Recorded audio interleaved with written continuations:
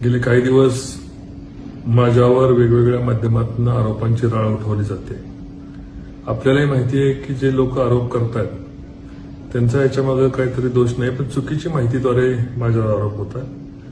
पण माझी आपल्याला कडकडून विनंती आहे की ज्या पद्धतीने मी काही ऑडिओ ऐकले, मग ते राष्ट्रवादीचे नेते महबूब शेख यांना असतील किंवा आता अंधारेताईंच्याबद्दल एकेरी पद्धतीने वाक्यरचना असेल, कृपया माझी विनंती आहे की आपण त्यांना संवैधानिक भाषेमधून आपण त्यांच्याशी लढूया. त्यांच्या आरोपांना आपण त्यांचं समाधान करू, नाही झालं तर कायदेशीर आपण त्यांना उत्तर देऊ, पण अयोग्य पद्धतीने त्यांच्यावर टीका करू नये अशी माझ्या सर्व सहकाऱ्यांना विनंती आहे. आपली संस्कृती, आपली परंपरा आपण टिकवायची, आपल्याला बदला नाही घ्यायचा, आपल्याला बदलाव करायचा.